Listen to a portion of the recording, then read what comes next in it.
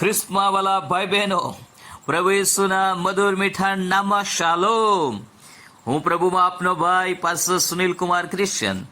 આશા રાખું છું કે દૈનિક મનન દ્વારા તમે આત્મિક ઉત્તેજન અને વચનની સમજ પ્રાપ્ત કરીને પરમેશ્વરના પ્રેમ અને વિશ્વાસમાં અને આત્મિક જીવનમાં વૃદ્ધિ પામી રહ્યા છો.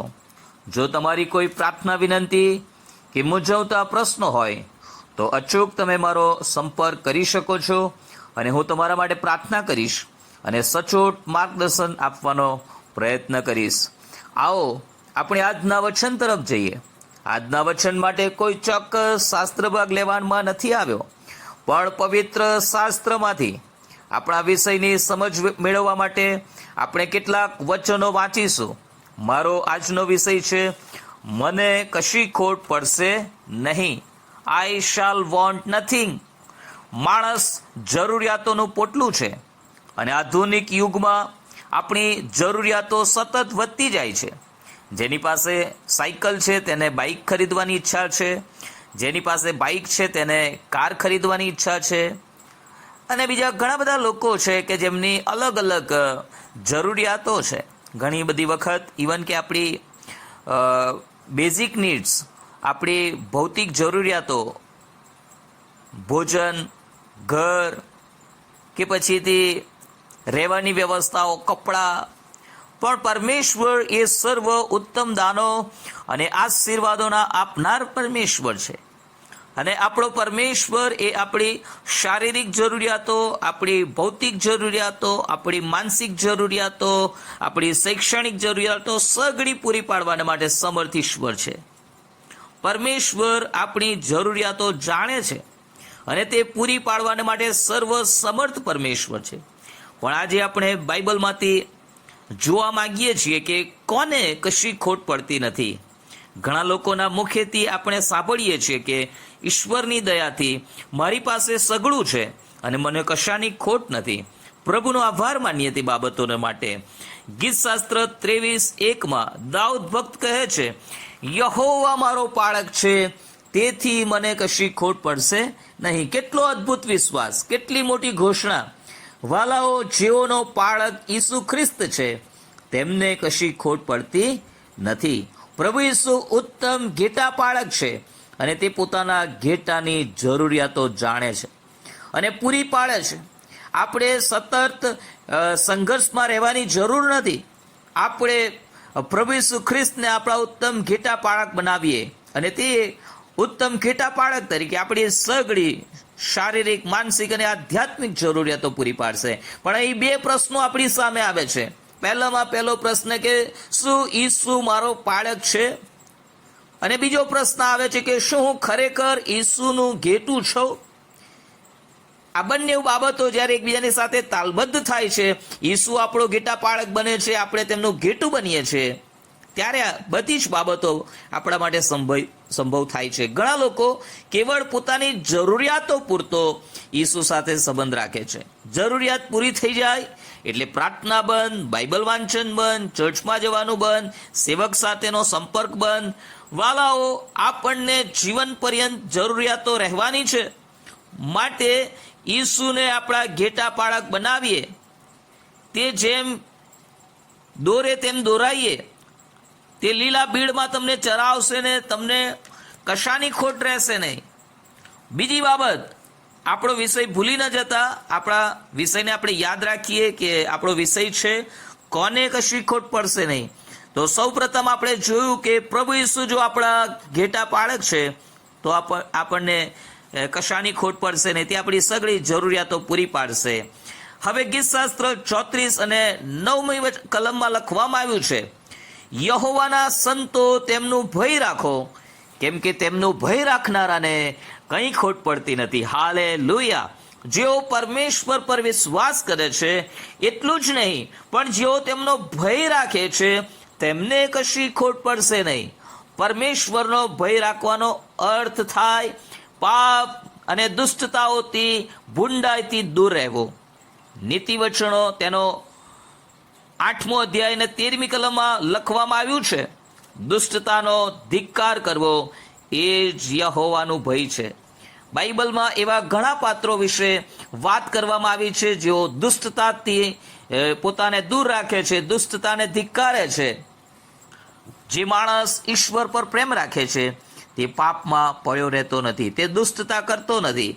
જ્યારે આપણે પરમેશ્વરનો ભય રાખીને ભૂંડું કરવાથી, આડું બોલવાથી, કપટ કરવાથી આપણી જાતને દૂર રાખીએ છીએ ત્યારે પરમેશ્વર આપણા જીવનથી અત્યંત પ્રસન્ન થાય છે અને આપણી જરૂરિયાતો પૂરી પાડવામાં તેમને ઘણો આનંદ થાય છે.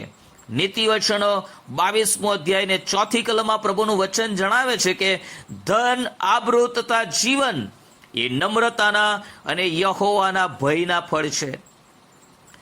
યસ ભલાઓ, યહોવાનો ભય એ આપણું આયુષ્ય વધારે છે. યહોવાનો ભય એ આપણી બુદ્ધિ અને આપણી સમજમાં વધારો કરે છે.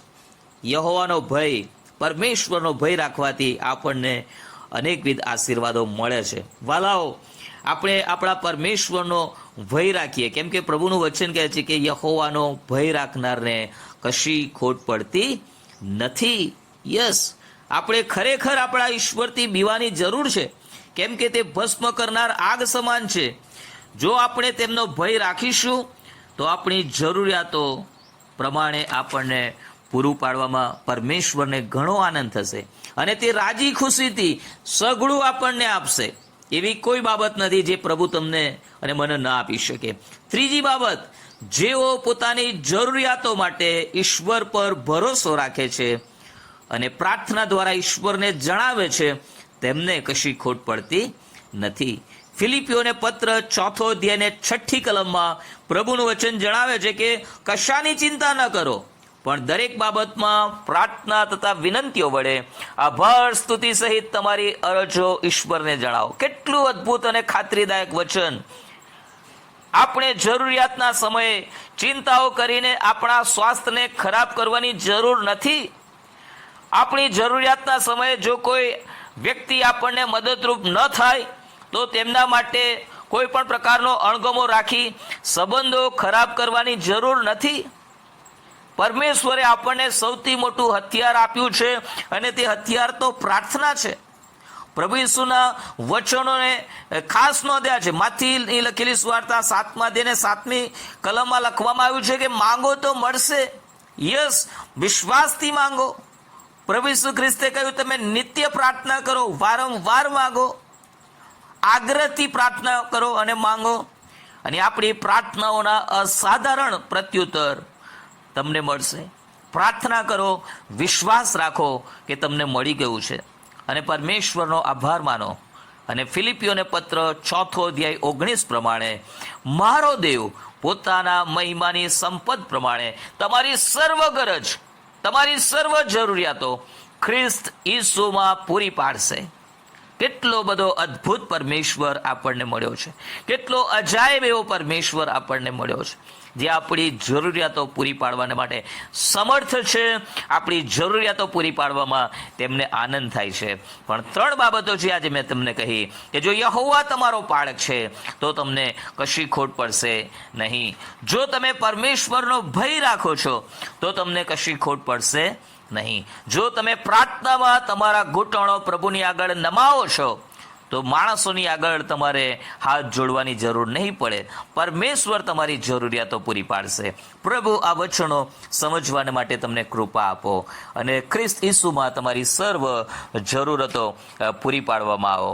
જો તમારી કોઈ પણ જરૂરિયાત છે તો આ સમયે વિશ્વાસથી મારી સાથે પ્રાર્થનામાં જોડાઓ અને પ્રભુ ચોક્કસ એક અદ્ભુત કાર્ય તમારા જીવનમાં, તમારા કુટુંબમાં, તમારા બાળકોના જીવનમાં કરશે. આવો પ્રાર્થના કરીએ.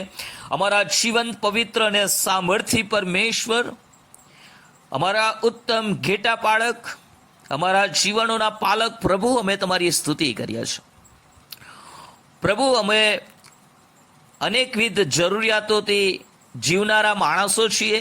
અમારી શારીરિક, આત્મિક, ભૌતિક, માનસિક, શૈક્ષણિક, સામાજિક એવી અનેક જરૂરિયાતો છે.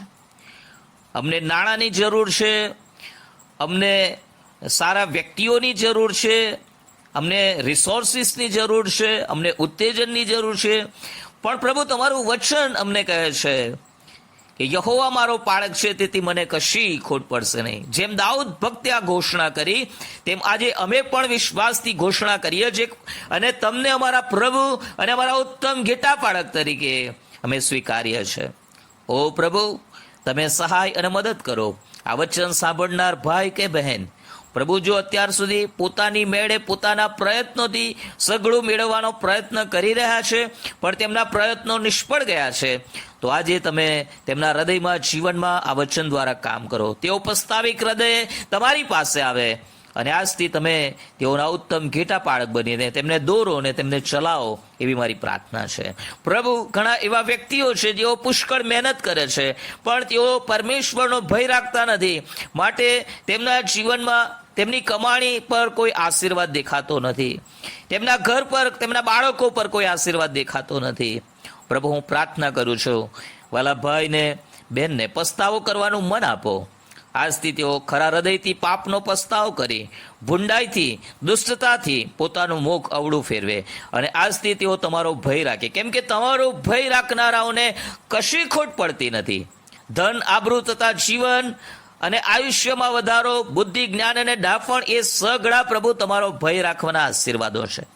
અમે આભાર માનીએ છીએ અને પ્રભુ, અમે પ્રાર્થના કરીએ છીએ, જ્યારે અમારી જરૂરિયાતો હોય ત્યારે અમે માણસો તરફ અમારી નજર ના લગાવીએ. જેમ તમારો ભક્ત ગીતશાસ્ત્ર 121 કહે છે કે હું પર્વતો તરફ મારી આંખો ઊંચી કરીશ, મને ક્યાંથી સહાય મળે? યસ, અમારી સહાય તો આકાશ અને પૃથ્વીના સર્જનહાર પરમેશ્વર તમારા તરફથી આવે છે. માટે અમે તમારા પર ભરોસો રાખીએ, વિશ્વાસ કરીએ, પ્રાર્થના કરીએ અને અમને વિશ્વાસ કરીએ છીએ કે જ્યારે જ્યારે અમે વિશ્વાસથી માંગ્યું છે, અમે માંગીએ કે કલ્પીએ તેના કરતાં પણ તમે અદ્ભુત રીતે કાર્ય કર્યું છે અને અમારી જરૂરિયાતો પૂરી પાડી છે. પ્રભુ, આ મારો વ્યક્તિગત અનુભવ છે અને એ જ બાબતને મેં આજે તમારા બાળકો સમક્ષ આ વચન દ્વારા મૂકી છે.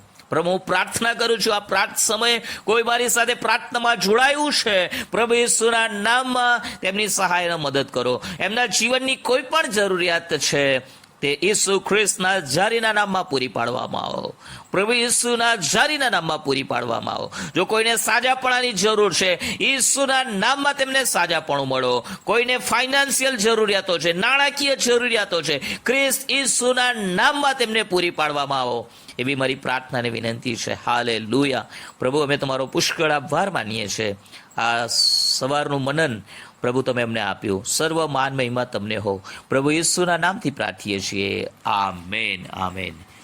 પ્રભુ આપ સર્વને પુષ્કળ આશીર્વાદિત કરો. Have a nice day. God bless you.